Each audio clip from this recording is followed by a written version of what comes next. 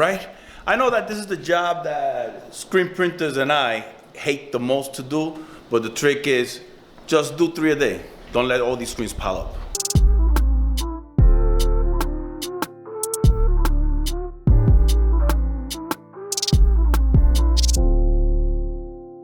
I have a meeting with a client today and I forgot that I needed to shave, man. Oh, I think that's a lot. Okay.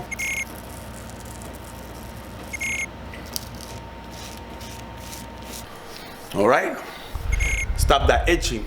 When you're gonna meet a client, make sure you're all cleaned up, shaved up, you know, sharp, because first impression is very important, man. So make sure that a client don't come here and see you all rugged up, and the shop also as well. Make sure you have it nice and clean, man.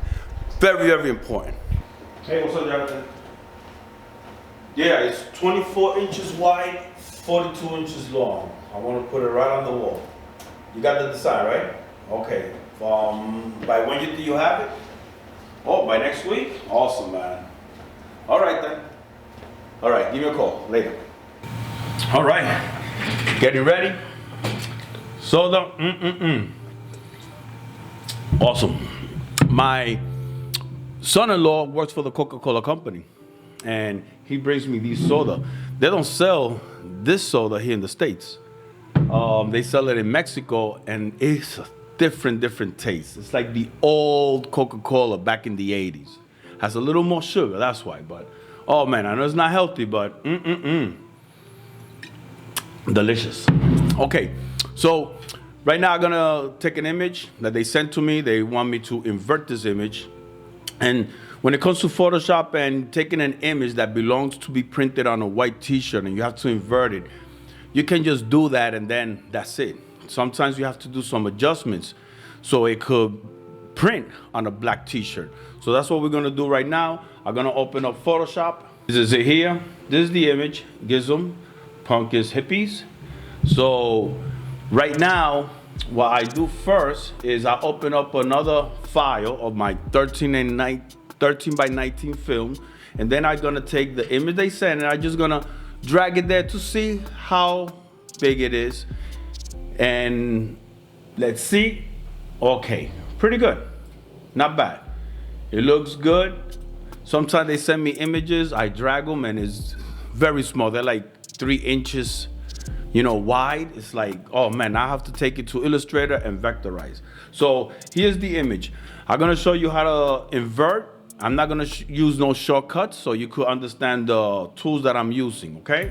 So first, what I do here is go take the same image and I'm gonna go then to image, adjust, and invert.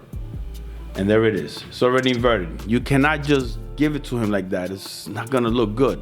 So what I do is, he don't want that background. He wants me to clear that background. So the next thing we're gonna do is go to the magic wand and we're gonna click on the background and we cannot press similar because then it's gonna take all the black from their faces and all that. So by pressing shift, we're gonna start hitting the ones that we didn't get, and it's all there. You see that?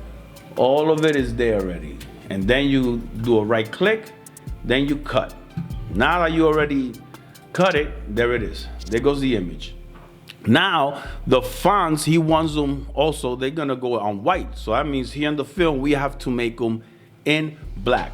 So what you're gonna do is take the paint bucket, make sure that your foreground is on black, and then we're just gonna come over here. Let me span a little here, just 1 time, 2 times right here. Let me whiten it up, bring it down so you guys can see, and there it is. So now that I have the paint bucket, I'm just gonna click on each font and get them into black. See? Here, we have words down here, they're smaller. So now what we're gonna do is take the paint bucket and go 1 at a time.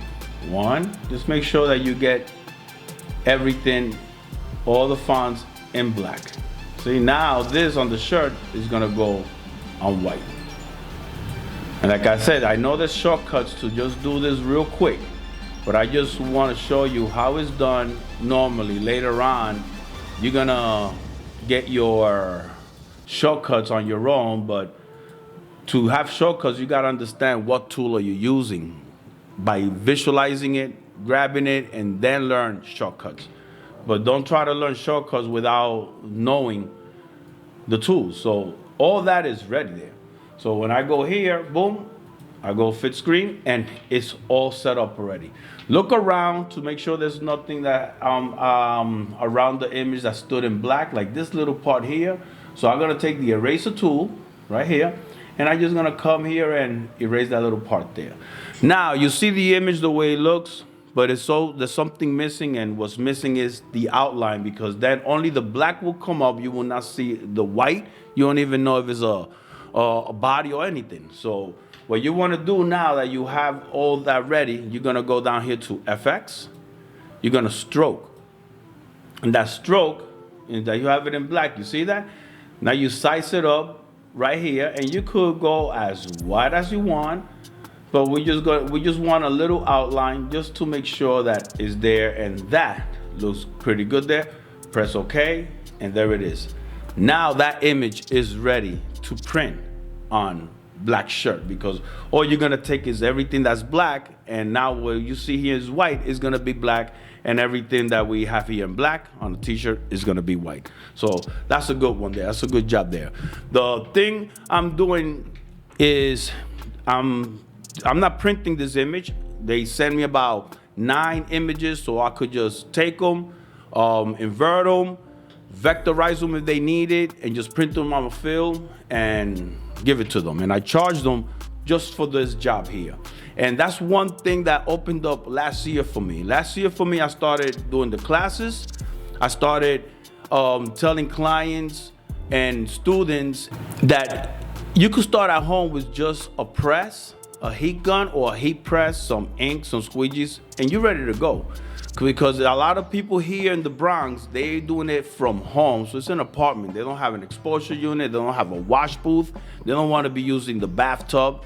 So they send me images so I could separate the color, vectorize them. I do screens, I coat screens, I reclaim screens, and I do the whole package. And last year I started focusing on that with the classes and all that. And actually, I double my profit.